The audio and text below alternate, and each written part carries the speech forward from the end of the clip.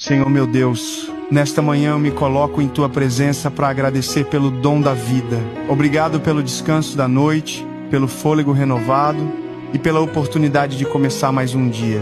Guia meus passos, ilumina meus pensamentos e guarda meu coração.